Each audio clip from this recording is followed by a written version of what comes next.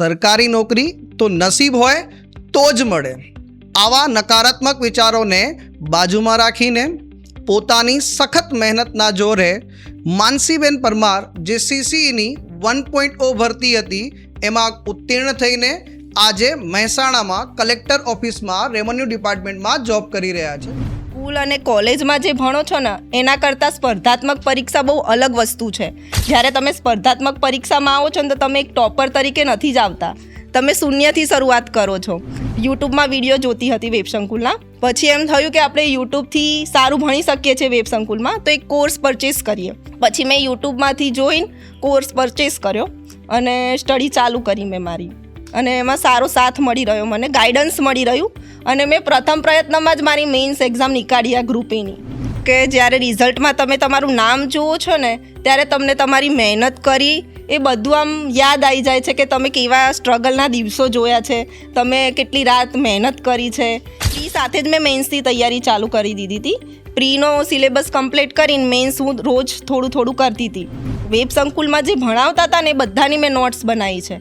એક સબ્જેક્ટની મારી જોડે નોટ્સ છે. તમારા માટે તો CCE આખો સિલેબસ બી નવો હતો, પેટર્ન પણ નવી હતી, એના કોઈ PYQs નહોતા, તો પછી એને કેવી રીતે તમે ટેકલ કર્યું? PYQ કોઈ અવેલેબલ હતા નહીં, એટલે બધું બ્લેન્ક જ હતું મારા માટે, કે જે કરીશું હું સ્ટીક ટુ સિલેબસ રહી, કે સિલેબસથી જે એક લાઇન છે ને એ લાઇનમાંથી એક શબ્દ પણ મારાથી ના છૂટવો જોઈએ. અંતિમ દિવસોનો જે ખેલ હોય છે ને એ જ સૌથી મોટું ગેમ ચેન્જર સાબિત થતો હોય છે, કે અંતિમ દિવસોમાં તમે શું એવું કર્યું કે તમને સફળતા પ્રાપ્ત થઈ? અંતિમ દિવસોમાં મેં પોતાના જાત ઉપર વિશ્વાસ વધારે રાખ્યો. સ્પર્ધાત્મક પરીક્ષામાં મોક સૌથી વધારે જરૂરી હોય છે, ટાઈમ મેનેજમેન્ટ શીખવા માટે, કે પછી તમને કેટલું આવડ્યું કે ન આવડ્યું, સેલ્ફ એનાલિસિસ કરવા માટે. એના માટે તમે શું સ્ટ્રેટેજી બનાવી, કેવી રીતે પ્લાનિંગ કર્યું? મોક ટેસ્ટ ખૂબ જરૂરી છે. તમારી પેન ઉપડવા લાગશે ને એક વખત, પછી એ સ્ટોપ નહીં થાય. તમે ખાલી વાંચ્યું હશે ને તો તમે લખી નહીં શકો. ઘરે તમારે લખવાની બી થોડી પ્રેક્ટિસ કરવી પડશે.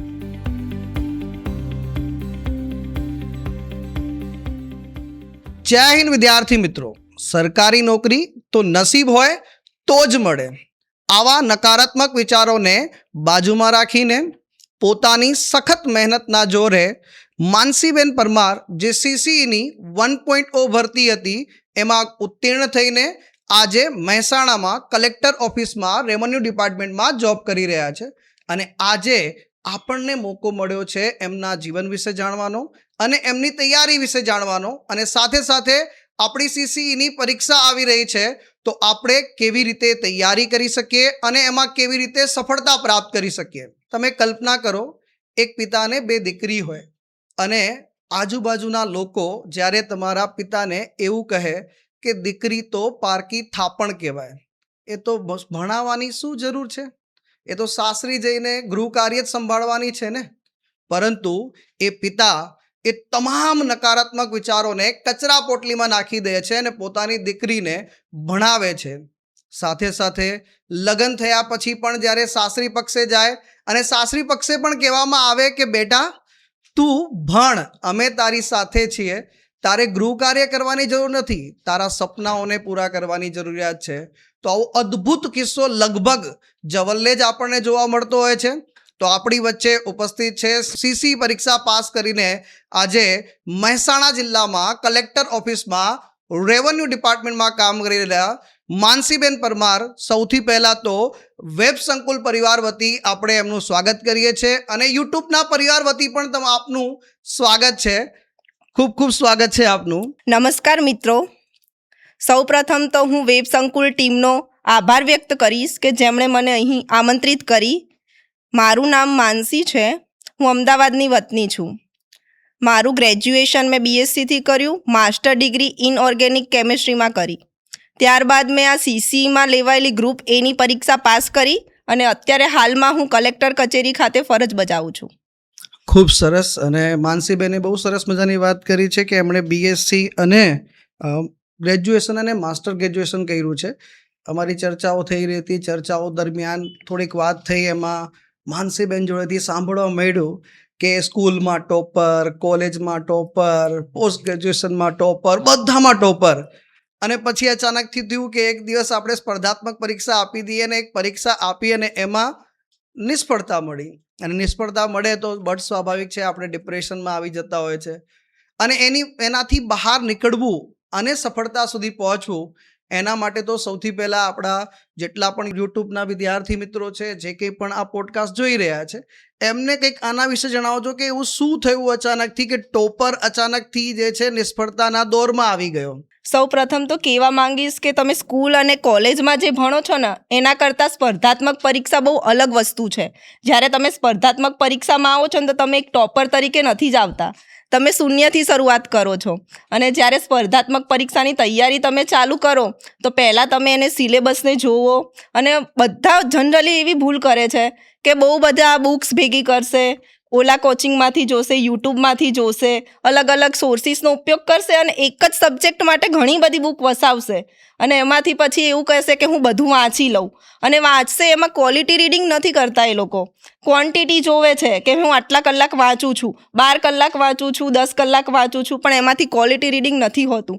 પણ જ્યારે તમે ક્વોલિટી રીડિંગ કરતા થઈ જાઓ ને પછી તમે સ્પર્ધાત્મક પરીક્ષા પાસ કરી શકો છો. મારી જોડે પણ એવું જ થયું કે જ્યારે મેં તલાટીની એક્ઝામ આપી હતી ત્યારે મારી જોડે ગાઈડન્સ હતું નહીં. મેં પણ ઘણી બધી બુક વાંચી, ઘણું બધું વાંચ્યું, પણ કંઈ એટલું આમ જ્યારે સ્પર્ધાત્મક પરીક્ષામાં ગયા ને તો આખો માહોલ અલગ હતો, અને એ મારે નિષ્ફળ થવાનું રીઝન એ હતું કે મેં OMR શીટમાં અલગ ટીક કર્યું હતું અને પેપરમાં અલગ ટીક કર્યું હતું. જ્યારે રિઝલ્ટ ડિક્લેર થયું ને જ્યારે તલાટીનું રિઝલ્ટ, ત્યારે હું મારું નામ તો લિસ્ટમાં જ શોધતી હતી કે આપણે તો છીએ જ, પણ જ્યારે જોયું, રિયાલિટી જોઈ, ત્યારે આખું અલગ હતું કે તમારું નામ નથી આવતું. ત્યારે તમને નિષ્ફળતા મળે છે, ને ચોક્કસ મળે ત્યારે એવું થાય છે કે તમે એક ટોપર હતા અને તમે તલાટીની એક્ઝામ પાસ ના કરી શકો, એટલે તમને અંદરથી થોડું ડિપ્રેશન ફીલ થાય છે. પણ આમાંથી હું બહાર આવી અને પછી આ CCની એક્ઝામ આવવાની હતી તો મેં તૈયારી ચાલુ કરી, અને એમાં મને વેબ સંકુલનો સાથ મળ્યો. જ્યારે મેં યુટ્યુબથી જોયું, હું યુટ્યુબમાં વિડીયો જોતી હતી વેબ સંકુલના, પછી એમ થયું કે આપણે યુટ્યુબથી સારું ભણી શકીએ છીએ વેબ સંકુલમાં, તો એક કોર્સ પરચેસ કરીએ. પછી મેં યુટ્યુબમાંથી જોઈને કોર્સ પરચેસ કર્યો અને સ્ટડી ચાલુ કરી મેં મારી, અને એમાં સારો સાથ મળી રહ્યો, મને ગાઈડન્સ મળી રહ્યું, અને મેં પ્રથમ પ્રયત્નમાં જ મારી મેઇન્સ એક્ઝામ નીકાળી આ ગ્રુપ એની. ખૂબ સરસ, અને બહુ સરસ મજાની માનસીબેને વાત કરી હતી કે નિષ્ફળતા દરેક વ્યક્તિના જીવનનો એક ભાગ હોય છે. જેમ સુખ દુઃખ જોડે શબ્દ જોડે બોલતા હોય ને આપણે, તો હંમેશા દુઃખ પછી સુખનો સૂરજ આવતો હોય છે, પણ એમાં પણ સૌથી અગત્યની બાબત એ હોય છે કે નિષ્ફળતાને પણ પચાવતા શીખવું પડે. નિષ્ફળ કેમ થયા એની પાછળના કારણો પણ જાણવા પડે આપણને, કે માત્ર નિષ્ફળતા મળી છે એનાથી બેસી રહેવાથી કાંઈ નહીં થાય. નિષ્ફળતા મને કેમ મળી, એવી કઈ ભૂલો મેં કરી છે, અને એ ભૂલોને સુધારીએ તો સફળતા અવશ્યથી પ્રાપ્ત થાય છે. તો આ બધાની શરૂઆત કરતાં આગળ વધું એ પહેલાં ઘણા બધા મેણા તોણા પપ્પાએ સાંભળ્યા હશે, પરંતુ જ્યારે રિઝલ્ટ આવ્યું, PDFમાં તમારું નામ હતું, એક ક્ષણ કેવી હતી અને તમારા પરિવારમાં એક ક્ષણ કેવી હતી, એના વિશે કંઈક. એ ક્ષણ તો અનબિલિવેબલ હતી કે જ્યારે રિઝલ્ટમાં તમે તમારું નામ જુઓ છો ને ત્યારે તમને તમારી મહેનત કરી એ બધું આમ યાદ આવી જાય છે કે તમે કેવા સ્ટ્રગલના દિવસો જોયા છે, તમે કેટલી રાત મહેનત કરી છે, એ કોઈ જોતું નથી. પણ જ્યારે તમારું રિઝલ્ટમાં નામ આવે ને એટલે બધા શ્રેય લેવા આવી જાય કે અમને તો ખબર જ હતી કે આ છોકરી કરશે. પણ પહેલાં તો એવું કહેતા હશે, મને ઘણી જગ્યાથી સાંભળવા મળ્યું કે તે MSc કર્યું છે અને હવે આમાં જાય છે. MSc કરીને સાયન્સવાળા છોકરા આ ફિલ્ડમાં ના જાય, આ બધા આર્ટ્સ કોમર્સવાળા કરે. પણ જ્યારે PDFમાં નામ આવે ને પછી બધા તમને આમ કોંગ્રેચ્યુલેશન કહેવા આવશે કે હા અમને ખબર હતી કે તમે આ રીતે કરી લોશો, સારું રહેશે, એ રીતે ફીલ કરે છે. અને એ મોમેન્ટ જ કંઈક અલગ હોય છે કે આમ બિલીવ ના થાય અને તમે આમ કોઈને એક્સપ્લેન બી ના કરી શકો કે તમે શું અંદરથી ફીલ કરી રહ્યા છો. એ વખતે પપ્પાના ચહેરા પર શું હતું? ખુશી હતી કે જે બધાને કહી શકશે હવે કે મારી છોકરી જે કોઈ છોકરો કરી શકે ને એના બાપ માટે એવું કર્યું મારી છોકરીએ. પોતાના માતા પિતાને ગૌરવ અપાવે એવી ક્ષણ હોય છે, ને જ્યારે PDFમાં રિઝલ્ટમાં નામ આવતું હોય છે ને વિદ્યાર્થી મિત્રો, તો એ પરીક્ષાના દિવસો દરમિયાન જેટલી આપણે મહેનત કરી હોય, જેટલા તહેવાર મિસ કર્યા હોય, ઘણા સામાજિક પ્રસંગો આપણે મિસ કર્યા હોય, પણ અચાનકથી કહેવાય ને કે એક જ સેકન્ડમાં બધું આમ જાણે નજરની સામેથી જે દીર્ઘ દ્રષ્ટિની જેમ શ્રી કૃષ્ણ ભગવાને આપ્યું ને બધું સામેથી જતું હોય છે. હા અને ક્ષણ કંઈક અલગ હોય છે, અને હંમેશા એક ક્ષણથી હવે આ તો સફળતાનો દોર થઈ ગયો આપણો, પણ અચાનકથી પ્રિપેરેશન કેવી રીતે સ્ટાર્ટ કરી, ક્યાંથી શરૂ કર્યું, અને પ્રિપેરેશનની જર્નીમાં કેવી રીતે આગળ વધતા રહ્યા? સૌથી પહેલાં મેં પ્રિલિમની તૈયારી ચાલુ કરી હતી. પ્રિલિમ આપી ત્યારે મારા મનમાં એવું કન્ફ્યુઝન હતું કે ગ્રુપ એની તૈયારી કરીશ કે ગ્રુપ બીની તૈયારી કરીશ, પણ મારી જોડે કોઈ જોબ ઓપ્શન નહોતા. એટલે વિચાર્યું પહેલાં કે આપણે ગ્રુપ બી પાસ કરીને એક જોબ કન્ફર્મ કરી દઈએ. પછી પ્રી સાથે જ મેં મેન્સની તૈયારી ચાલુ કરી દીધી હતી. પ્રીનો સિલેબસ કમ્પ્લીટ કરીને મેન્સ હું રોજ થોડું થોડું કરતી હતી. પછી બંનેની એક્ઝામની તૈયારી ચાલુ કરી, ગ્રુપ એ ગ્રુપ બી બંનેનું. અને ગ્રુપ બેનું આખો સિલેબસ કમ્પ્લીટ કરીને એમાં તો એવું જ હતું કે ગ્રુપ બી જ કરીશું આપણે, કારણ કે આન્સર રાઇટિંગ પ્રેક્ટિસ ક્યારે આપણે કરી ના હોય, અને ફર્સ્ટ ટાઈમ ઇન્ટ્રોડ્યુસ થયું હતું કે ગ્રુપ એમાં તમારે આન્સર રાઇટિંગ કરવાની છે, પેપર આપવાના છે, વર્ણનાત્મક આવ્યું છે. તો ત્યારે કોઈ બી સ્વાભાવિક રીતે ડરે કે આ તો જીપીએસસીમાં જ આવે છે, ક્લાસ 3માં કે કોઈમાં ક્યાં ઇન્ટ્રોડ્યુસ કર્યું. હા, અને વેરી ફર્સ્ટ ટાઈમ હતું, અને અમારે વખતે તો સિલેબસ બી ફર્સ્ટ ટાઈમ હતો. અમે કોઈ આગળથી આમ જાણી ના શકીએ કે કેવી રીતે કોઈએ તૈયારી કરી, બધા માટે નવું હતું. ગ્રુપ બીની તૈયારી કરીને બધી મેં વેબ સંકુલમાં જે ભણાવતા હતા ને એ બધાની મેં નોટ્સ બનાવી છે. એક સબ્જેક્ટની મારી જોડે નોટ્સ છે. મેં રેફરન્સ બુક નથી કરી, નોટ્સનું જ વારે ઘડીએ રિવિઝન કર્યું છે. અને જેટલું તમે રિવિઝન કરશો ને એટલી જલ્દી તમને એ સબ્જેક્ટ યાદ રહેતો થશે. અને અમુક હોય છે જે એવું કે ક્લાસીસ કરવા જરૂરી નથી, પણ મારા મત મુજબ એવું છે કે ક્લાસીસ તમને છે ને જે તમને 3 વર્ષમાં સફળતા મળતી હોય ને તો 1 વર્ષમાં સફળતા અપાવે છે. ખૂબ સરસ મજાની વાત કહી છે કે ક્લાસીસ વિશે ઘણા બધા મતાંતર માર્કેટમાં અને બધી રીતે ચાલતું હોય છે, અને એવું નેસેસરી બી નથી કે હું તમને બી નથી કહેતો કે ભાઈ જે છે કમ્પલસરી ક્લાસીસ કરવા જોઈએ. બટ જેમ આ બેનનો અનુભવ છે, માનસી બેનનો, કે ઘણી વખતે એક શિક્ષક જ્યારે 10-15 વર્ષથી ભણાવતો હોય છે, કોઈ વિષય સમજતા કદાચ તમને એને થોડોક સમય લાગી શકે છે, તો એ સમયને ઘટાડી શકે છે, ઓછો કરી શકે છે, તમારી મહેનતને ઓછી કરી શકે છે, અને પેલું જે સ્માર્ટ વર્ક કહેવાય ને એ શિક્ષક સાથે જ થઈ શકે છે. તો એ અહીંયા, અને સૌથી પહેલાં તમે વેબ સંકુલની વાત કરી. અચાનકથી છોકરાઓને એવું લાગતું હશે કે વેબ સંકુલ ક્યાંથી આવી ગયું, તો પહેલાં તો માનસીબેન એ જણાવી દો કે તમે વેબ સંકુલના ઓનલાઈન સ્ટુડન્ટ હતા કે ઓફલાઈન સ્ટુડન્ટ હતા?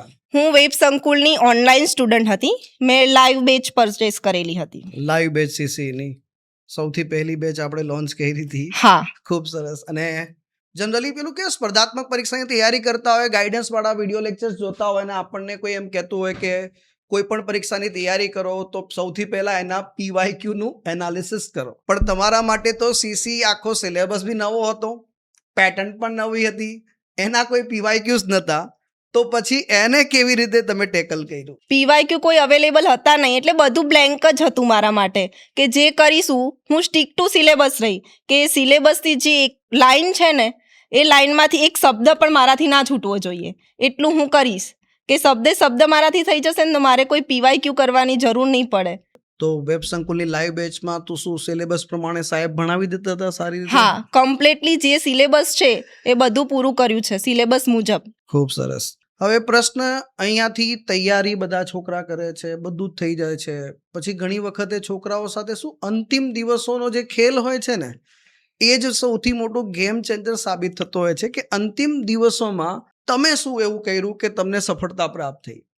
અંતિમ દિવસોમાં મેં પોતાના જાત ઉપર વિશ્વાસ વધારે રાખ્યો, અને મોટિવેશન બધા લોકો છે ને બહાર શોધવા જાય છે, પણ મોટિવેશન તમારા ઘરમાં જ તમારા જોડે હોય છે, તમારા ફેમિલી મેમ્બર તરીકે. કે તમે જ્યારે બી નિષ્ફળ થવાનું વિચારો કે તમારા માઇન્ડમાં નેગેટિવ થોટ આવે તો તમને ઇન્સ્પિરેશન તમારા ફેમિલીમાંથી મળી રહે છે. અને મારા માટે ઇન્સ્પિરેશનનું કામ કર્યું એ તો મારા હસબન્ડે કર્યું છે કે જ્યારે હું નેગેટિવ થઈ છું કે મારા માઇન્ડમાં કોઈ એવો વિચાર આવ્યો છે કે મારાથી નહીં થઈ શકે, પણ એમણે મને કીધું છે કે તું કરી શકે છે અને તારાથી થઈ શકે છે. ખૂબ સરસ. જો જીવનસાથી આપણને સારો મળી જાય ને તો નૈયા પાર થઈ જતી હોય છે, અને નૈયા પાર લગાવી છે એમના હસબન્ડે. અને સૌથી પહેલાં તો એમના હસબન્ડને પણ વેબ સંકુલ પરિવાર વતી અને આપણા યુટ્યુબ પરિવાર વતી પહેલાં તો ખૂબ ખૂબ અભિનંદન પાઠવીશ કે તમે તમારી પત્નીને પ્રેરણા આપી કે પરીક્ષાની તૈયારી શરૂ કર, તું કરી શકે છે અને તું જ કરી શકીશ ને સફળતા અવશ્યથી મળશે. અને કદાચ જે છે બીજા બધા બી હસબન્ડ હશે, પોતાની પત્નીને ઉપર આવી રીતે ભરોસો રાખજો તો એક દિવસ અવશ્યથી અહીંયા પોડકાસ્ટમાં તમે બેસેલા જોશો એમને અહીંયા. તો માનસીબેન, આ તો વાત થઈ ગઈ પુસ્તકો સોર્સની. પછી સૌથી અગત્યની વસ્તુ છે કે પરીક્ષાનો સિલેબસ તૈયાર થઈ ગયા પછી મોક ટેસ્ટનું ખૂબ મહત્વ હોય છે. સ્પર્ધાત્મક પરીક્ષામાં મોક સૌથી વધારે જરૂરી હોય છે ટાઈમ મેનેજમેન્ટ શીખવા માટે, કે પછી તમને કેટલું આવડ્યું કે ન આવડ્યું, સેલ્ફ એનાલિસિસ કરવા માટે. એના માટે તમે શું સ્ટ્રેટજી બનાવી, કેવી રીતે પ્લાનિંગ કર્યું? મોક ટેસ્ટ ખૂબ જરૂરી છે કે તમે એક્ઝામમાં જાઓ ને ત્યારે તમે આમ કન્ફ્યુઝ થઈ જાઓ છો કે કેવી રીતે કરવું. અચાનકથી તમારી સામું જ્યારે ક્વેશ્ચન આવે ને તો તમારું માઇન્ડ એને એક્સેપ્ટ નથી કરતું. પણ તમે જો ઘરેથી મોક ટેસ્ટની તૈયારી કરીને જાઓ ને તો તમને એક્ઝામ હોલમાં પણ એવો જ ફીલ આવે છે કે હું એક મોક ટેસ્ટ આપું છું. અને મોક ટેસ્ટ મેં પણ આપી હતી અને ઘણી બધી મોક ટેસ્ટ મેં ઘરે આપી હતી પ્રિલિમમાં. એટલે જ તો મને એટલો કોન્ફિડન્સ રહ્યો કે મેં મેન્સની તૈયારી જ્યારે મારી પ્રિલિમ પૂરી થઈને એના બીજા દિવસથી જ કરી દીધી. ખૂબ સરસ. તો પરીક્ષા આપીને આવ્યા મતલબ કે પ્રિલિમ આપીને આવ્યા એ દિવસથી નક્કી હતું કે આપણે તો પ્રિલિમ પાસ થવાની છે અને આપણે મેન્સ લખવાની છે. તો આટલો કોન્ફિડન્સ તમારી તૈયારીમાં તમારી પાસે પણ હોવો જોઈએ. અને સૌથી અગત્યનું વધારે જે મોટિવેશનની વાત કરી છે કે બાહ્ય મોટિવેશન કરતાં આંતરિક મોટિવેશન બહુ જરૂરી હોય છે. અને એક મેરિડ સ્ત્રી માટે, હું કહું કે પરણિત સ્ત્રી માટે સૌથી મોટું મોટિવેશનનું કામ સાસરી પક્ષથી થતું હોય છે. એના વિશે ખાસ કરીને જણાવજો, જેથી કરીને જે પણ વિડીયોઝ જોઈ રહ્યા છે કે પોતાની પુત્રવધૂને તમારે કેટલો કોન્ફિડન્સ આપવાનો છે જેથી જીવનમાં સફળતા પ્રાપ્ત કરે, એના વિશે થોડું ખાસ કંઈક જણાવો. મારી સાસરી પક્ષમાં તો એજ્યુકેશનને વધારે મહત્ત્વ આપવામાં આવ્યું છે કે એજ્યુકેશન જેટલું વધારે લેશો તમે એટલા સારા બનશો. ક્યારેય ગૃહ કાર્ય માટે એટલો સપોર્ટ નથી કે ભણવા માટે જ સપોર્ટ કર્યો છે. અને એ મને હજી પણ એવું જ કહે છે કે તું આગળ બી ભણ, અમે તને સપોર્ટ કરતા રહીશું. મારા સાસુ સસરા, મારા હસબન્ડ બધા મને એજ્યુકેશનમાં સપોર્ટ જ કરે છે. અને એના માટે જ અત્યારે હું જોબ લઈને પણ આગળ બીજી જોબ લેવા માટે ક્લાસ 1 બનવા માટે તૈયારી કરું છું. ખૂબ સરસ. જો હજી બી તમે આવી રીતે સપોર્ટ કરતા રહેશો તો એકમાં તો સફળતા પ્રાપ્ત થઈ છે, એનાથી એક મોટું ઊંચું લક્ષ્ય જે છે ને એ પણ સાધ્ય કરી શકાય છે. એના તરફ પ્રયાસ ચાલુ છે. હવે આ બધી વસ્તુમાં સૌથી અગત્યનું છે કે સોર્સિસ કેવી રીતે મેનેજ કરવા. જ્યારે એક સ્પર્ધાત્મક પરીક્ષાની તૈયારી, હમણાં સીસીની જાહેરાત પણ થઈ ચૂકી છે, છોકરાઓ સોર્સિસને, સ્ત્રોતને કેવી રીતે મેન્ટેન કરે, કે એમણે કોઈ ક્લાસમાં જોઈન થયેલા છે તો એની નોટ્સ પર આધાર રાખવું જોઈએ, પુસ્તકો વાંચવા જોઈએ કે એક્સ્ટ્રા વિડીયોઝ જોવા જોઈએ. એના વિશે થોડું એલાબરેટ આપણે સિસ્ટમ બાય સિસ્ટમ કરીશું. કે સૌથી પહેલાં તો જે છે પ્રિલિમ્સમાં મેથ્સ અને રિઝનિંગનું એટલું ઇમ્પોર્ટન્સ છે, જોડે જોડે ગુજરાતી અને અંગ્રેજી. આ વખતે પાછું આ લોકોએ જનરલ અવેરનેસ અને કરંટ અફેર્સ ઉમેરી દીધું છે. એના વિશે 1 બાય 1 પહેલાં મેથ્સ વિશે, રિઝનિંગ વિશે, ઇંગ્લિશ, ગુજરાતી અને પછી આના જીએસ વિશે. અત્યાર સુધી ગવર્મેન્ટ એક્ઝામમાં મેથ્સ રિઝનિંગને એટલું મહત્ત્વ નહોતું આપવામાં આવતું, પણ લાસ્ટ 2 યરથી જોઈએ તો મેથ્સ રિઝનિંગનું ભારણ બહુ વધી ગયું છે. અને એમાં પણ ગુજરાતના છોકરાઓ મેથ્સ રિઝનિંગ જોઈને ભાગતા જ હોય છે. એ લોકોને મેથ્સ રિઝનિંગ કરવાની એટલી આદત નથી. પણ જો તમે મેથ્સ રિઝનિંગ અત્યારે એટલું જરૂરી બની ગયું છે ને કે તમારે એને ભણવું જ પડશે. મેથ્સ એટલો અઘરો વિષય નથી. એક વખત તમે ફોર્મ્યુલા જોઈ લેશો, કન્સેપ્ટ સમજી લેશો ને તો થઈ જશે. હું બાયોલોજી સ્ટુડન્ટ રહી છું. મેથ્સથી મને દૂર દૂર સુધી નાતો નહોતો. 10મા પછી છૂટી ગયું અને પાછળથી બધું સાયન્સ જ ભણ્યું છે. પણ જ્યારે આ સીસીની તૈયારી ચાલુ કરીને તો સૌથી પહેલો પડાવ જ મારો મેથ્સ રિઝનિંગ હતો. પછી મેથ્સ રિઝનિંગમાં તરુણ સર જે ભણાવે છે ને બહુ સારું ભણાવે છે અને એટલું સારી રીતે ભણાવ્યું એમણે કે મેથ્સ રિઝનિંગના કોન્સેપ્ટ ક્લિયર થઈ ગયા ને મારે એક વખત, તો અત્યારે છેક સુધી મને વાંધો જ નથી આવતો. તો ખૂબ સરસ મજાની વાત કહી છે બેને.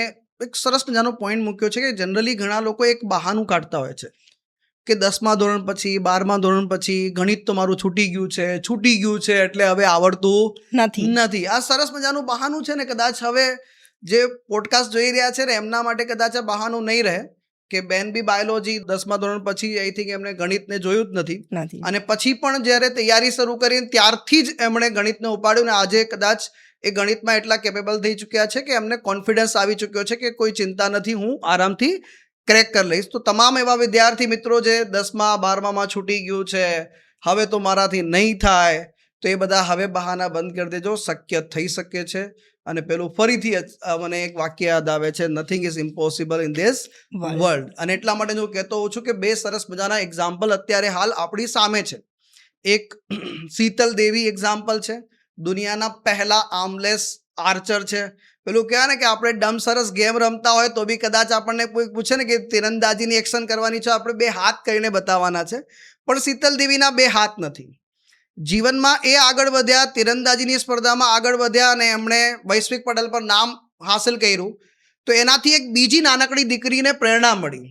એ છોકરી નાની હતી ત્યારે એને ઇલેક્ટ્રિક શોક લાગે છે, અને ઇલેક્ટ્રિક શોકમાં 2 હાથ અને 2 પગ બંને ગુમાવે. હવે તમે કલ્પના કરો કે 2 હાથ બી ન હોય, 2 પગ બી ન હોય, અને વૈશ્વિક પટલ પર એ શીતલ દેવીને આદર્શ બનાવે છે. ને હમણાં 2026માં બેંકોકમાં તીરંદાજીની સ્પર્ધા યોજાય છે, અને પાયલ નાગ એ છોકરી જે દુનિયાના પહેલા એવા આર્ચર છે કે જેમના 2 પગ નથી, 2 હાથ નથી, અને એ શીતલ દેવી પોતાના આદર્શને હરાવે છે. એટલે શીતલ દેવી સિલ્વર મેડલ જીતે છે, પાયલ નાગ ગોલ્ડ મેડલ જીતે છે. એટલે દુનિયામાં કાંઈ પણ અશક્ય નથી. એટલે બહાના બંધ કરીએ અને સમાધાન તરફ આગળ વધીએ. જેમ બેન હતા, બાયોલોજી હતા, એમને ખબર હતી કે મેં 10મા ધોરણ પછી મેથ્સ નથી કર્યું, તો શીખવું પડશે, અને શીખવા સિવાય બીજો કોઈ બહાના ન કરાય, એના માટે પ્રેક્ટિસ કરાય. એમણે એક વ્યવસ્થિત રીતે પ્રેક્ટિસ સાથે શીખી લીધું, તો મેથ્સ રિઝનિંગને પણ આપણે યથાર્થ બનાવી શકાય છે. તમામ સિલેબસ બદલાતા જઈ રહ્યા છે, તમામ સિલેબસમાં મેથ્સ રિઝનિંગનું ભારણ વધતું જાય છે, તો એ રીતે ખાસ કરીને તૈયારી કરો. હવે વાત આવે છે ગુજરાતી અને અંગ્રેજીની. 15 માર્ક્સ. લેંગ્વેજ પણ એટલી જ જરૂરી છે. લેંગ્વેજમાં તમે ગ્રામર કરી લો છો ઇંગ્લિશ અને ગુજરાતીમાં, તો એનાથી તમારે આગળ મેન્સમાં પણ કામ આવશે. ગ્રુપ એની અંદર તો તમારે 100 માર્ક્સના પેપર લખવાના છે, તો એમાં તમને ગ્રામર જરૂરી બનશે. સેન્ટેન્સ મેકિંગ કરો કે પછી કોઈ બી નિબંધ લખવો છે, તમારે અહેવાલ લખવો છે, તો એમાં પણ વ્યાકરણની જરૂર પડશે, જોડણીની જરૂર પડશે. હવે એવું નથી કે તમે MCQ કરી લીધા ટીક અને તમે પાસ થઈ જશો. એટલે તમે જો પ્રિલિમમાં જ સારું કવર કરી લોશો ને, તો મેન્સમાં ઓછો ટાઈમ આપશે ને તો પણ તમે એક્ઝામ ક્રેક કરી લોશો. કારણ કે લાસ્ટ ટાઈમ આપણે રેવન્યુ તલાટીમાં જોયું, એ લોકોએ 1 મહિનાની અંદર મેન્સ કન્ડક્ટ કરી લીધી. આવી સિચ્યુએશનમાં તમે જો પ્રિલિમમાં સારું કર્યું હશે ને, તો મેન્સમાં તમારે વાંધો નહીં આવે. ખૂબ સરસ. અને પછી આવે છે જીએસના વિષયો. જીએસના વિષયોમાં તૈયારી કેવી રીતે કરી, એની નોટ્સ વગેરે કેવી રીતે બનાવી, શું જીએસના વિષયમાં એક કરતાં વધારે મલ્ટિપલ સોર્સનો ઉપયોગ કર્યો કે પછી એક જ સોર્સ પર કે ક્લાસ નોટ પર, આવા અલગ અલગ પ્રશ્નો છે. એમાંથી પહેલો પ્રશ્ન છે, જીએસના વિષયોની તૈયારી કેવી રીતે કરી? ફર્સ્ટ ઓફ ઓલ, જ્યારે જીએસના વિષયની તૈયારી ચાલુ કરીને મેં તો સૌથી પહેલાં GCRT વાંચી. 6 થી 12 સુધી મેં GCRT વાંચી લીધી કે હિસ્ટ્રીમાં શું છે, જીઓગ્રાફીમાં શું છે, બેઝિક ખબર પડી જાય આપણને. પછી મેન્સ માટે બેચ જોઈન હતી, એમાં સર જે ભણાયો લેક્ચરમાં એની મેં નોટ્સ બનાવી દીધી. એના સિવાય મેં કોઈ રેફરન્સ બુક નથી રીડ કરી. એટલે બહુ સરસ મજાની વાત કહી છે કે હંમેશા અમે પણ ક્લાસમાં વારંવાર છોકરાઓને કહેતા હોય છે કે એકને એક વસ્તુને તમારે વારંવાર રિવિઝન વધુમાં વધુ કરવું પડશે સ્પર્ધાત્મક પરીક્ષામાં સફળતા પ્રાપ્ત કરવા માટે. કોઈ એક વિષયની 10 બુક વાંચવાની જગ્યાએ એક જ બુકને 10 વખત વાંચો. અને બીજું છે ટ્રસ્ટ અને ભરોસો. જેમ માનસીબેને તૈયારી કરી વેબ સંકુલ સાથે, તો એમને ભરોસો હતો કે મારા શિક્ષક જે ભણાવી રહ્યા છે એ ઇનફ છે, મારે એને જે છે મજબૂત કરીને તૈયાર કરવાનું છે. તો એક ભરોસો બી તમારે ખાસ રાખવો પડતો હોય છે ફેકલ્ટી ઉપર બી. તમે જે પણ જગ્યાએ તૈયારી કરતા હોય, ખાલી વેબ સંકુલ નહીં, જ્યાં પણ તૈયારી કરો તો એક ભરોસો રાખો અને એ નોટ્સને વારંવાર રિવિઝન ખાસ કરતા રહો. ત્યાર પછી આવે છે કે નોટ્સ કેવી રીતે બનાવતા. જે બધું ભણાવે સાહેબ એ બધી જ નોટ બનાવવાની કે કીવર્ડ્સ પોઈન્ટ ઓફ વ્યૂથી તમે નોટ્સ બનાવતા હતા? 2 ટાઈપથી નોટ બનાવવી જોઈએ. પહેલાં તમે સાવ બ્લેન્ક છો કે તમને સબ્જેક્ટ ખબર જ નથી કે આમાં શું છે શું નહીં, તો જે ક્લાસમાં લખાવે સર એ બધું લખી લેવું. પહેલી વાર લખશો ને તો તમને એમાં કી પોઈન્ટ્સ લખવાની કે નોટ્સ બનાવવાની નહીં ખબર પડે કે આમાં શું જરૂરી છે શું નહીં. તમે એને 1 થી 2 વાર વાંચશો ને પછી તમને એમાંથી 50% આવડી જશે કે હા આ તો મને યાદ રહેશે જ. પછી નેક્સ્ટ ટાઈમ તમે જ્યારે નોટ મેકિંગ કરો ને એમાંથી બ્રીફ કરવાનું કે આ જ પોઈન્ટ્સ યાદ રાખું, પછી જ્યારે તમે એક્ઝામમાં જાઓ ને તો એ પોઈન્ટ જ જોઈને જવાના. એટલે એક પહેલાં ક્લાસ નોટ આખી બનાવી લો, પછી એને વાંચો, રિવાઇઝ કરો, અને ધેન આફ્ટર પછી એક કી પોઈન્ટ્સવાળી નોટ બનાવો જે બહુ જ બ્રીફ હોય, હાર્ડલી એના પેજીસ 50 આજુબાજુ હોય. ખૂબ સરસ મજાની નોટ્સનું મહત્વ ખૂબ વધારે હોય છે. યાદ રાખજો, તમારી પોતાની લખેલી નોટ્સ તમને પરીક્ષામાં જલ્દી રિકોલ કરાવે છે કે તમે આ પર્ટિક્યુલર પોઈન્ટ પર આવું વાંચ્યું હતું, આનો અર્થ આ થતો હતો, મિનિંગ આ થતો હતો. હવે તમે ગ્રુપ એની જે પરીક્ષા પાસ કરી છે એમાં તો 2 અગત્યના પેપર હતા, એક ગુજરાતી લેંગ્વેજ અને એક ઇંગ્લિશ લેંગ્વેજનું પેપર હતું. આ બંને પેપર 100 માર્ક્સના હતા. એને કેવી રીતે ટેકલ કર્યું, એના માટે તમે શું પ્રેક્ટિસ કરી, કેવી રીતે લખ્યું, અને જ્યારે શરૂઆત પ્રિલિમ સાથે થઈ તો શું એના માટે પહેલાંથી તૈયારી કરી હતી? પ્રિલિમ સાથે મેં જ્યારે મેન્સની તૈયારી કરીને તો એ મેં ગ્રુપ બી માટે ચાલુ કરી હતી. ગ્રુપ એ માટે તો ચાલુ નથી કરી, લાસ્ટમાં ચાલુ કરી. પણ એમાં બી એવું કર્યું મેં ગુજરાતી અને ઇંગ્લિશ માટે કે જે પહેલાં ફોર્મેટવાળા આવે છે, કે જેમાં ફોર્મેટ ફિક્સ હોય છે કે તમે આ ફોર્મેટ કરી લો ને તો તમને યાદ રહે. અને આમ મારું સ્કૂલિંગ બેકગ્રાઉન્ડથી જ સારું છે કે હું થિંક સારું કરી શકું ને એને હું લખી પણ શકું છું. એટલે મારે થિંકિંગ માઇન્ડમાં જલ્દી આવે છે અને નોટ પેપરમાં ઉતરી બી જાય છે. અને તમે જ્યારે મેઇન્સ આપો છો એ બી વર્ણનાત્મક આપો છો, ત્યારે એ તમારી મૌલિકતા ઉપર જાય છે કે તમે સર બોલ્યા એ જ તમારે ત્યાં જઈને નથી લખવાનું હોતું. તમે એ જીએસમાં લખી શકો કે કોઈ ક્વેશ્ચન તમારો પૂછાયો તે જીએસમાં તમે સર બોલ્યા કે સરે ભણાયું એ મુજબ લખી શકો. પણ ગુજરાતી ઇંગ્લિશમાં કેવું છે કે તમને નિબંધ પૂછાય તો તમે એમાં બેઠે બેઠું ના ઉતારી શકો કે સરે ભણાયું હોય એ ના ઉતારી શકો. એમાં તમારી મૌલિકતા જરૂરી છે. અને મૌલિકતા માટે તમને કેવું છે કે તમે ન્યૂઝપેપર રીડિંગ કર્યું હોય કે આજુબાજુથી તમે કંઈ વાંચન કર્યું હોય, કોઈ એક્સ્ટ્રા બુક વાંચી હોય તમે, કે તમારા માઇન્ડમાં પહેલેથી હોય, તમારું ફિલોસોફિકલ માઇન્ડ હોય, તો તમે એને જલ્દીથી લખી શકશો. અને જે લોકો આ નથી કરી શકતા, કે જેમને લખતા નથી ફાવતું, એમને એટલા મૌલિક વિચારો નથી આવતા, તો એમણે પહેલાં ફોર્મેટ બેઝ કરી લેવા જોઈએ કે તમારો અહેવાલ લેખન છે, ચર્ચાપત્ર છે, પછી નિબંધ આવે છે. તો અમુક પત્રમાં ને એમાં તો શું હોય છે કે ફોર્મેટ ફિક્સ છે કે તમે આ રીતે આટલું આટલું લખો, પછી જે બી સિચ્યુએશન આપે તમને એ બેઝ તમે થોડું રાઇટિંગ મેઇન બોડીમાં લખી શકો. એટલે જે લોકો માટે નથી કંઈ લખી શકાય એવું એ પહેલાં ફોર્મેટ કરી લે. અને ગુજરાતી તો બી બધા લખવા માટે તૈયાર છે, પણ ઇંગ્લિશ આવે ને તો ઇંગ્લિશમાં બધાને પેન જ નથી ઉપડતી કે હું લખીશ શું. કારણ કે ઇંગ્લિશથી આમ ઓલરેડી 20 માર્ક્સનું આવે તો બી બધા ભાગે છે, તો આ તો આખું પેપર લખવાનું છે. અને એમાં બી આ જીપીએસસીની એક્ઝામ નથી કે સ્ટુડન્ટ લખી લે. આ એવી એક્ઝામ છે કે જ્યાં કોઈએ અત્યાર સુધી પેપર લખ્યું જ નથી. જનરલી જે મોટો માસ છે ને એ આ પ્રિપરેશન નથી કરતો લખવાવાળી. એટલે ઇંગ્લિશ ચેલેન્જ બનશે. પણ ઇંગ્લિશથી ડરવાની જરૂર નથી. તમે થોડા વોકેબ તમારી જોડે આવડતા હશે ને તો તમે ઇઝીલી નિબંધ બી લખી શકશો, પત્ર બધું લખી શકશો. એના માટે તમે ખાલી થોડી રાઇટિંગ પ્રેક્ટિસની જરૂર છે.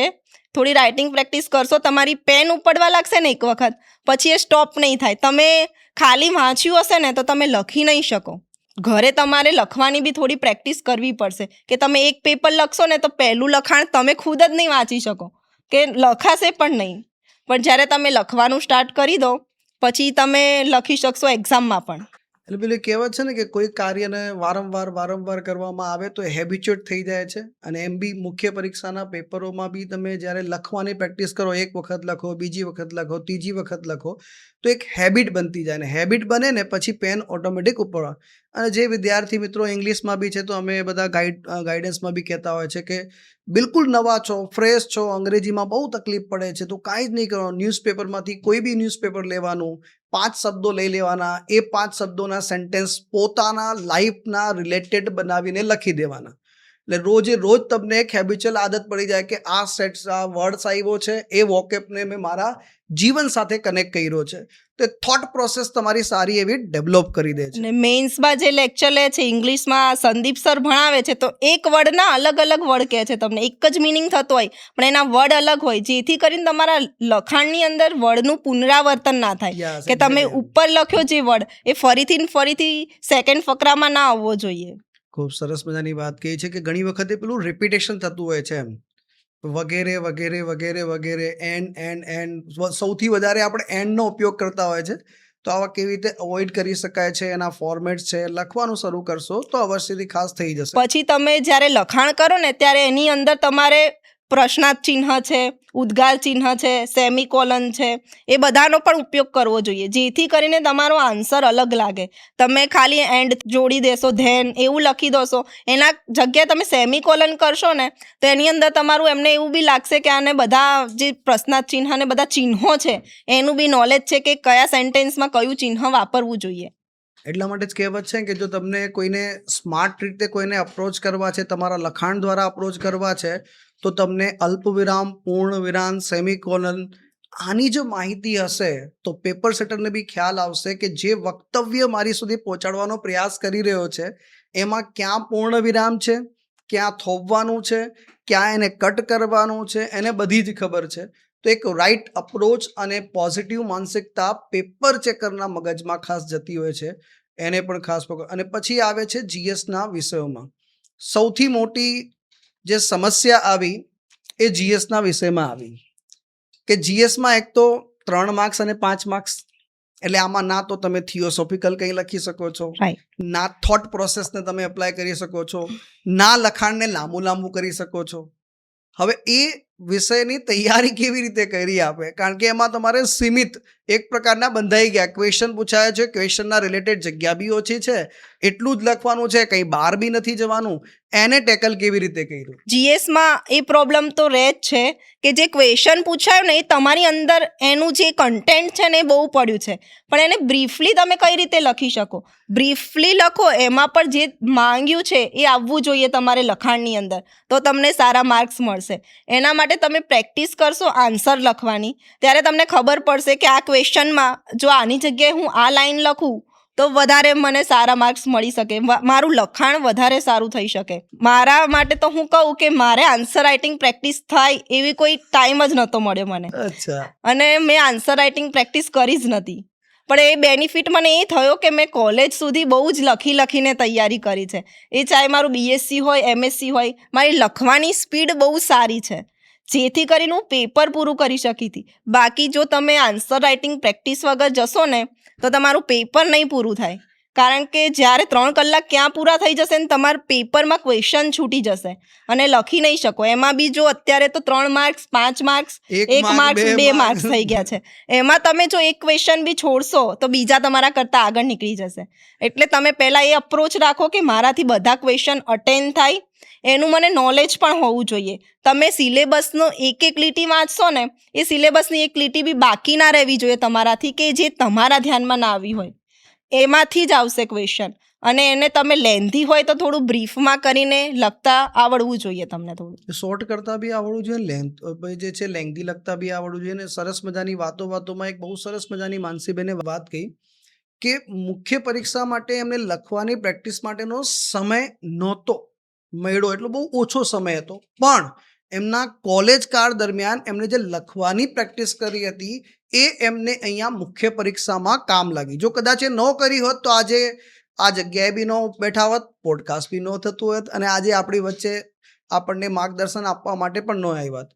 પેલી કહેવત છે ને, જ્ઞાન ક્યારે વ્યર્થ જતું નથી. જ્ઞાન જો મેળવેલું હશે એ જીવનના કોઈ ને કોઈ તબક્કામાં તમને અવશ્યથી કામ લાગતું હોય છે. એટલે કે નોલેજ મેળવતા રહેવું જોઈએ. અને 3 ઇડિયટમાં બી પેલો સરસ મજાનું છે કે નોલેજ જહાં સે મિલતા હૈ વહાં સે બટન લો. પેલો આપણો રેન્ચોને જોયો છે, ગમે તે ક્લાસમાં જઈને બેસી જાય છે, અહીંથી કાઢે તો બીજા ક્લાસમાંથી તો ત્રીજા ક્લાસમાં, પણ નોલેજ મેળવવું છે આપણે તો સમયનો સદુપયોગ કરતા શીખવાનો આપણે સારી રીતે. પછી આવે છે કે પ્રિલિમ પરીક્ષા તમે આપી, મુખ્ય પરીક્ષામાં પેપરો પરીક્ષા ખંડમાં ટાઈમ સાથે પૂરા થઈ ગયા હતા કે નહોતા થયા, કે ક્વેશ્ચન છૂટી ગયા હતા, એવું કંઈક બન્યું હતું? હા, મારે જીએસની અંદર ક્વેશ્ચન છૂટી ગયા હતા. એ મેં આન્સર રાઇટિંગ પ્રેક્ટિસ નથી કરી એના લીધે જ છૂટ્યા હતા. જો તમે, એટલે જ હું સલાહ આપું છું જે લોકો બી તૈયારી કરે છે સ્પેસિફિકલી ગ્રુપ એની, તો એ લોકો અત્યારથી જ આન્સર રાઇટિંગની પ્રેક્ટિસ ચાલુ કરે. મિનિમમ રોજના 5 ક્વેશ્ચન બી લખશે ને જીએસના તો બી એટલો વાંધો નહીં આવે. અને હજી એક્ઝામ ડેટ નથી આવી પ્રિલિમની, શું ખબર કે પ્રિલિમની તરત મેઇન્સ એક્ઝામ આવી જાય અને મારી જેમ કોઈને તૈયારી કરવાનો ટાઈમ ના મળે. ખૂબ સરસ મજાની વાત કહી. તો ભાઈ શાંતિથી સાંભળો. પ્રિલિમ્સની સાથે સાથે આપણે જે જીએસના વિષયો તૈયાર કરી રહ્યા છે એ વિષયોને આપણે વાંચવાની જગ્યાએ જોડે જોડે લખવાનું પણ રાખીએ, તો એ બહાને આપણી પ્રેક્ટિસ બી થતી જાય ને આપણને શબ્દોની મર્યાદા પણ ખબર પડે કે કેટલા શબ્દોમાં આપણે સરસ મજાનું લખવું છે. અને એક્સપિરિયન્સ છે કે ઇંગ્લિશનું પેપર પૂરું થઈ જાય છે, ઇંગ્લિશ ગુજરાતીનું પેપર જલ્દી નથી પૂરું થતું. ઇંગ્લિશમાં કેવું છે કે તમારી જોડે લિમિટેડ વર્ડ છે કે તમે લખશો એટલું જ લખશો, પણ ગુજરાતીમાં તમારી જોડે વર્ડ એટલા છે ને કે શું લખું કન્ફ્યુઝનમાં તમારું પેપર નથી પૂરું થતું. અને ઇંગ્લિશ જલ્દી લખાય છે, ગુજરાતી લખતા વાર લાગે છે. પેલું કહેવાય ને કે ભાઈ આપણી પોતાની માતૃભાષા હોય ને ત્યાં અભિવ્યક્તિ વધુ શબ્દોમાં વ્યક્ત થતી હોય છે, જ્યારે બીજી ભાષા હોય તો એમાં અભિવ્યક્તિ બહુ ઓછા શબ્દોમાં, જેટલું વિચાર્યું હોય એના કરતાં બી આપણે કટ કરતા હોય છે. કારણ કે આપણે જ્યારે ગુજરાતીમાંથી ઇંગ્લિશ ટ્રાન્સલેટ કરીએ પછી પાછો વર્ડ વિચારીએ કે આનો વોકેબ શબ્દ કયો આવશે, પછી એવું થાય કે મૂકો સાઈડમાં. તો અભિવ્યક્તિ વ્યક્ત કરતા એટલે ગુજરાતીનું જે પેપર છે ને, ઘણી વખતે ઘણા લોકો એમ વિચારતા હોય છે કે અંગ્રેજી નથી, અંગ્રેજીમાં તકલીફ પડે, અંગ્રેજીમાં મહેનત કરે છે, પણ ગુજરાતી વિષય પર એટલું ધ્યાન આપતા નથી. પછી એક્ઝામમાં જાય ને તો જે લખવાનું છે એના કરતાં ડબલ લખીને એનું માર્ક્સ વધારે કપાવતા હોય છે. એટલે ક્યાંય પણ સ્પર્ધાત્મક પરીક્ષામાં એન્ટર થયા છો તો કોઈને બી જે છે સામાન્ય ગણવાનું નથી. ગુજરાતી ભાષાને પણ તમારે એટલું જ મહત્ત્વ આપવાનું છે. તમારી તૈયારી દરમિયાન તમે આટલા બધા શિક્ષકોના પરિચયમાં આવ્યા વેબ સંકુલના, તમારા ફેવરેટ ટીચર વેબ સંકુલમાં કોણ હતા? ફેવરેટ તો બધા રહ્યા છે મારા, કારણ કે બધા સારી રીતે ભણાયું છે. કોઈ શિક્ષકે એવી રીતે દિલથી ના ભણાયું એવું ફીલ નથી થયું, ક્યારેય નથી થયું. અને સબ્જેક્ટ જે સમજી નતા શકાતા ને, કે સાયન્સ ભણ્યું એટલે બીજા બધાથી તો નાતો જ છૂટી ગયો કે શું હિસ્ટ્રીમાં શું વાંચવાનું હોય કે પોલિટી, ના બધા સબ્જેક્ટ જોઉં ને તો મને આમ વાંચવાનું ના ગમે જલ્દી. પણ જ્યારે આ કોર્સ જોઈન કર્યો, પહેલાં આપણે વિડીયો જોઈએ અને પછી રીડિંગ કરીએ ને તો એમાં વધારે સમજાય છે. અને જે બી ભણાયું છે સરે, સારી રીતે ભણાયું છે અને એક્ઝામમાં યુઝફુલ થાય જ છે. તમારે ખાલી ભરોસો રાખવો પડે. એક ભરોસો રાખતા શીખી જશો ને તમે તમારા શિક્ષક ઉપર, તો તમે ચોક્કસથી સફળતા મેળવશો. અને આ વખતે મેન્સમાં બી એવું છે કે બધામાં તમારે 40% લાવવાના હોય છે. અમાર વખતે પણ એવું જ હતું, એટલે કમ્પલસરી જો તમે ગુજરાતીમાં બી 40% ના લાયા કે જીએસમાં 40% ના લાયા તો તમે ઓલ ઓવર લાવી દોશો વધારે માર્ક્સ, તો પણ તમારું સિલેક્શન નહીં થાય. એટલે તમારે બધા સબ્જેક્ટને ન્યાય આપવો એટલો જ જરૂરી છે. જો ઘણી વખત લાસ્ટ ટાઈમ બી ગ્રુપ એમાં આપણા ઘણા બધા વિદ્યાર્થી મિત્રો હતા કે એમને ગુજરાતી ઇંગ્લિશમાં માર્ક્સ સારા હતા, પણ 40% માર્ક્સ એમના જીએસમાં નહોતા થતા, એના કારણે રહી ગયા હતા. તો એક એ પણ છે. અને જનરલી હું બધા જ વિદ્યાર્થી મિત્રોને ફન ફેક્ટમાં જેટલા પણ આવતા હોય છે એમને પૂછતો હોઉં છું કે તમારા ફેવરેટ સબ્જેક્ટ વેબ સંકુલમાં કયા છે. ત્યારે દર વખતે મને એક જ જવાબ મળતો હોય છે કે વેબ સંકુલના બધા જ ટીચર અમારા ફેવરેટ છે. એટલે વેબ સંકુલ એક પરિવાર તરીકે, અને કદાચ અમે અહીંયા પરિવાર તરીકે રહીએ છીએ, અને દરેક ફેકલ્ટી મિત્રોનો એક જ અને નાનકડો પ્રયાસ હોય છે કે વિદ્યાર્થી મિત્ર સફળતાના દ્વાર ખોલીને એ આમ કહેવાય ને કે ટકોર મારીને જાય કે આ જોબ મારી જ છે ને તમારે મને જ આપવાની છે, એટલો સક્ષમ આપણે બનાવીએ. અને વેબ સંકુલના વિદ્યાર્થી મિત્રો એ પછી સફળ બી બનાવી રહ્યા છે, સાબિત પણ કરી રહ્યા છે. અને અગેન માનસીબેન ફરીથી વિદ્યાર્થી મિત્રો, એમના પપ્પાને બે બહેનો છો ને? હા, બે બહેનો છે, બંને દીકરીઓ છે. એમાં પપ્પાએ મેણા ટોણા સાંભળ્યા. જેટલા પણ માતા પિતા સાંભળી રહ્યા છો, તમારે પણ દીકરીઓ હશે, તમને પણ કદાચ મેના ટોણા મારે કે દીકરી પારકી થાપણ કહેવાય. પણ લાસ્ટ ટાઈમ જે મેં એક પોડકાસ્ટ કર્યું હતું, જે 3 દીકરીઓ અને 2 દીકરાઓ, એમાં એક દાદાએ બહુ સરસ મજાની વાત કહી હતી કે કરિયાવરમાં જે છે હું મારી દીકરીઓને શિક્ષણ આપવા માંગુ છું. જીવનમાં દીકરીઓને શિક્ષણ અવશ્યથી આપજો. કોઈક સંજોગોમાં ક્યાંક જીવનના એવા પડમાં હશે, જો દીકરીને તમે શિક્ષણ આપેલું હશે તો એ ક્યારે પાછળ નહીં પડે. જીવનમાં તમામ તબક્કે જે છે સફળતા પ્રાપ્ત કરતા હોય છે. અને ખાસ કરીને હું કહીશ કે માનસીબેનની જેમ તમામ દીકરીઓને મારી તહે દિલથી ઈચ્છા છે કે જેટલા પણ જોઈ રહ્યા છે, તમામ દીકરીઓ જેટલી પણ છે, જેટલી પણ બહેનો છે, માનસીબેનની જેમ સાસરું મળવું જોઈએ. કે સાસરિયા કહે કે તારે જે છે રોટલી બનાવવાની જરૂર નથી કિચનમાં ઊભા રહીને, તારે જે છે આપણે અધિકારી બનવાનું છે. ભલે સીસી ગ્રુપે પાસ કરી છે, તારું હજી પણ ઊંચું સપનું છે ક્લાસ 1 બનવાનું, તો તું એ બન, એની પાછળ મહેનત કર. અને ખરેખર નસીબદાર છો માનસીબેન કે તમને બંને કે ભાઈ માતૃપક્ષ અને આ બાજુ જઈએ તો સાસરુ પક્ષ બંને આટલું અદ્ભુત મળ્યું છે. એમના હસબન્ડને બી સૌથી પહેલાં તો ધન્યવાદ કે એમણે એને અંતર્ગત એ કોન્ફિડન્સ આપ્યો કે તારે તૈયારી કરવી જોઈએ, તું હોશિયાર છે, તું આગળ વધી શકે છે, અને આજે પરિણામ તમારી સામે છે. તો જેટલા પણ જોઈ રહ્યા છો તમામ વિદ્યાર્થી, જેટલા લોકો સુધી આ પોડકાસ્ટ પહોંચી રહ્યો છે, દીકરીઓ માટે શિક્ષણની વ્યવસ્થા અવશ્યથી કરજો, દીકરીઓને અવશ્યથી ભણાવજો, બહેનોને અવશ્યથી ભણાવજો, એમને આગળ વધવાનો એક મોકો અવશ્યથી આપજો. એ તમને જરૂરથી એ જે મોકો તમે આપ્યો છે ને એ મોકાને સફળ બનાવીને બતાવશે. એનું જ્વલંત ઉદાહરણ આપણી વચ્ચે માનસીબેન છે. ફરીથી વેબ સંકુલ પરિવાર વતી, સંપૂર્ણ યુટ્યુબ પરિવાર વતી માનસીબેનને આપણે મેની કોંગ્રેચ્યુલેશન પાઠવીએ છીએ, અને આવનારા સમયમાં ભવિષ્યમાં એમને સફળતા મળે એના માટે પણ ખૂબ ખૂબ અભિનંદન પાઠવીએ છીએ. Thank you. હું વેબ સંકુલ ટીમનો પણ આભાર માનું છું, અને મારી જે આ જર્ની છે એમાં સૌ પ્રથમ હું મારા માતા પિતાને આભાર આપવા માંગીશ કે એમણે મને એટલી કેપેબલ બનાવી કે હું આ એક્ઝામ આપી શકું. મારા પપ્પાએ જે સહન કર્યું છે, કે જે જોયું છે, એમણે મહેનત કરી છે, એમના ફળ સ્વરૂપે મને આજે નોકરી મળી. એમણે આ જે 12 કલાકની નોકરી કરી છે, અને અમને બંને બહેનોને ભણાયા છે. મને સાયન્સથી ભણાવી. એમણે એવું કીધું કે તારે કશું જોવાની જરૂર નથી, હું તને ભણાવું છું, તું ભણ. મને બી સારી રીતે ભણાવી, મારી બેનને પણ સારી રીતે ભણાવી. અમે બંને સારી રીતે ભણ્યા, અને એ એમનો વિશ્વાસ જાળવી રાખ્યો કે અમે કંઈક બનીને બતાવીશું, કે એમને ક્યારે જીવનમાં એ ખોટ ના વર્તાઈ કે એમની જોડે દીકરો નથી, અને હું એમને દીકરો બનીને બતાવીશ. ખૂબ સરસ. અને પિતાને પણ ખૂબ ખૂબ ધન્યવાદ કે એમને પોતાની દીકરીને આટલે પગભેર બનાવ્યો છે. અને આજે જ્યાં કદાચ જતા હશે તો આજે પિતા બી જે છે ઘણા પ્રાઉડથી ફીલ કરીને કહેતા હશે કે મારો દીકરો જે છે આજે જોબ કરી રહ્યો છે સારી રીતે. અને થેન્ક યુ સો મચ આપ સર્વે વિદ્યાર્થી મિત્રોનો. આવી રીતે ફરીથી મળતા રહીશું. ફરીથી એક સફળ કેન્ડિડેટ સાથે મુલાકાત થશે.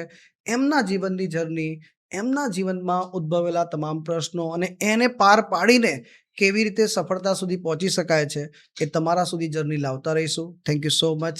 જય હિન્દ, જય ભારત.